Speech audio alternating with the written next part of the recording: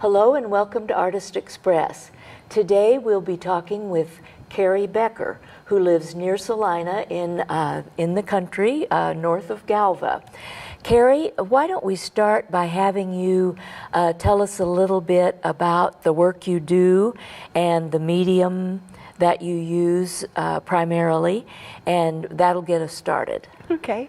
Primarily I work in ceramics. I like to do sculpture and pottery. Most of my pottery is decorative. I do some functional, but not a lot of functional pottery. And my focus has been more on pottery than on sculpture lately. Lately, you say now. Yes. So did you start out with sculpture or and then gradually move? I waffle back and forth. Yeah. I focus for a while on one thing and then that moves then to a new interest. So each one is very attractive to you, and you just want to keep your hand in on both. Very much Right. so, yeah. And where did you study, or did you learn on your own? How did you become an artist? Well, I've been an artist all my life. It comes out in various ways, but I did study art at McPherson College, and Wayne Conyers taught me how to throw on the wheel. That's quite a skill. I've watched Wayne throw pots. Have you? So, yes. So that's something that not just anyone can do. It takes a certain amount of focus and so forth. Would you say then that your work is more about the object itself or conveying a concept or an idea? I get a lot of enjoyment out of the process of making, out of exploring and learning and growing. But I love to contribute value to people. Yes. So if it's for a decorative object in the home, it helps create a sense of home. I like to contribute feelings of peace or joy, and pottery is a good way to do that. It's not really loud and obtrusive. It can just contribute without being too noisy. Yeah, I like that idea. That's great. And now you mentioned Wayne. Are there other artists whose work has influenced you, or can you think of work that you've seen by someone else that really made an impression on you? Oh, numerous artists. It's just, I'm like a sponge that way. I did have the opportunity to go to Italy, and that was a wonderful experience. A lot of input. Yeah. And do you find that some of the things you saw there pop up in unexpected ways in your own work later on? Yeah, it does. It does. Something will take on a flavor or kind of a rhythm that I felt while I was there. Right. And you also mentioned you really like to explore. So that brings me to ask you about mistakes that have taught you something. Oh, yes. Ceramics is full of opportunities for mistakes. You really have to get accustomed to loss, because at any point in the process it can fail and you can lose it. And so, yeah. And in terms of life lesson, that sounds pretty valuable. Very much so. Sometimes it works. If you practiced at loss, it's not as devastating when it happens. Right. You've been through it. You know how to handle it. Yeah. Well, you brought some work with you today, and I wondered if you could talk a little bit about these. These three are from your sculpture work, and I'm curious about the inspiration for them and the underlying concepts that you used in developing them. Can you talk a little bit about those? Yeah, these pieces are from a series I did on our relationship to truth. And so this piece right here, it's was titled Theory. So you can see that there's something in there. You know there's something valuable. You're not quite sure what it is or how to get to it, and so you have a theory. You have kind of an idea that something's going on, but it's not quite complete. It needs to be tested and explored further. So yeah, all these little ideas in there. Now, this part. So you threw this portion of it, right? I did. I threw. And then had to add this little bit after you had already thrown the piece. Yeah, it comes together. That's an addition. I did some carving and added some clay to that piece. They're actually candlesticks. They look a lot like lamps, and the light bulb makes it seem like it's supposed to be a lamp, but maybe it's a hybrid of the two. Yeah. Okay. And then would you like to talk about the others? Yeah, this one is, unfortunately, as I was washing it today, a little moisture got inside of it and clouded the bulb. But this one's about isolation and how when we isolate ourselves and we're only plugged into ourselves, how it's kind of a suffocating experience where you don't have the input that you need, or you don't have people to test the soundness of your thinking. So that conveys that very well. Thank you. Lovely. And then this one is on denial. And when we deny the truth, it's often a defense mechanism. We're trying to protect ourselves from an uncomfortable thought or And this is experience. The thorny part that we erect to keep people away. Yeah, okay. Yeah, and it kind of darkens the truth. It doesn't let the light in. It obscures it. That's lovely. And then you brought a trio of vases. Now, did. Are these functional? Will they hold water? They will hold water. These are Marvelous. functional. They will hold water.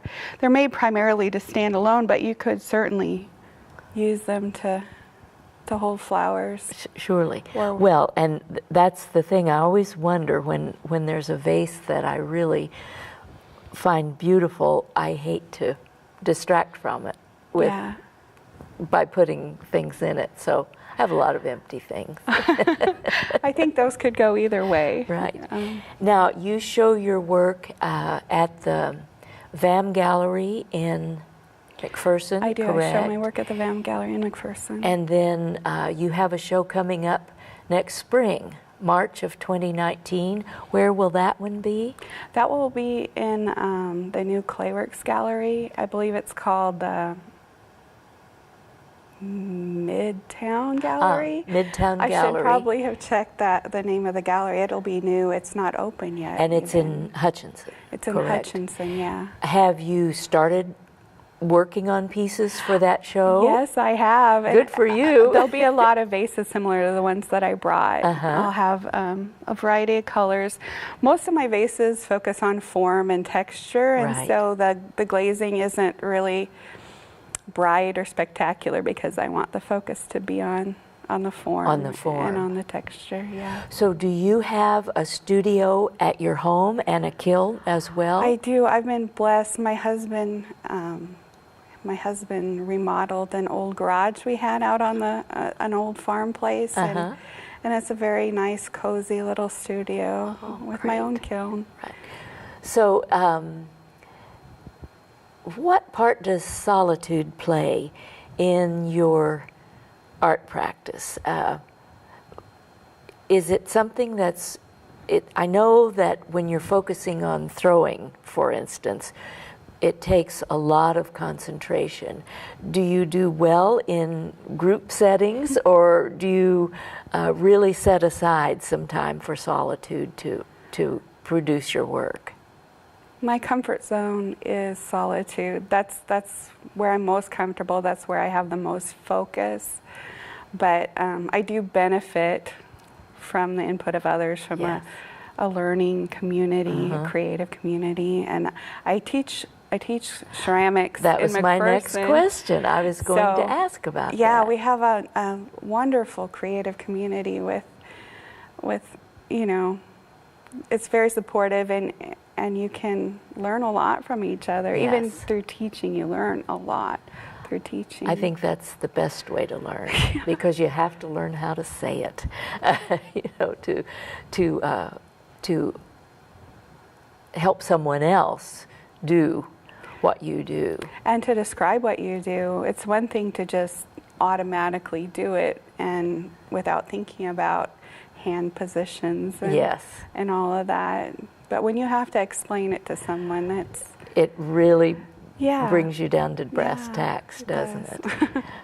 Well, if you were approached by a young person today who wants to go into visual art as a profession, or ceramics specifically, what words of wisdom would you have for that young person just starting out? I would say practice, perseverance, believing in yourself and what you're doing.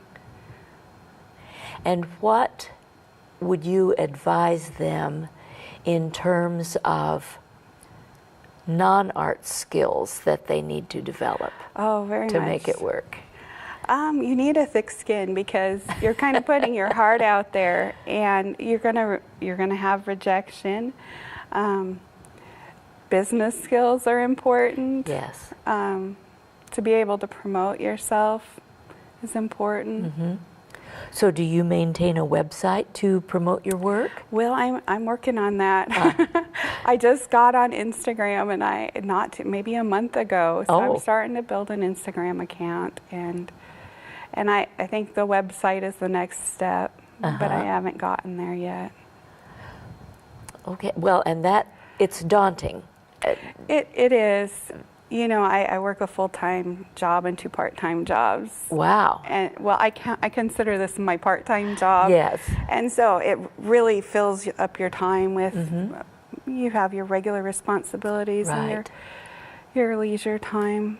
Right. So that does, you know, it can be hard to find the balance between, you know, what do I prioritize? And so far, the website hasn't been a priority. Right. Maybe as much as it should have been. Probably not as much fun as some of the other things you could be doing. It isn't. It's not. It's not my area of expertise. Have you ever had an opportunity to collaborate with other artists, whether visual artists or in any other discipline, music or whatever?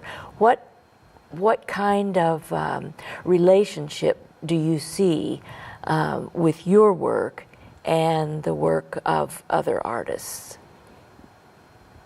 Well, most of my collaboration has been in years before I was focusing on my art, when I was raising my children. So doing things like play backdrops, prom decorations. I've done all those things. Float themes. And so most of my creative collaboration has been in those areas. And now that my children are grown, I'm able to focus more on what I want to do. Right. Yes. But I did notice that you had talked in some of your written material about how many opportunities there are to create, whether you're creating art or what people consider art, or your environment or whatever. Yeah.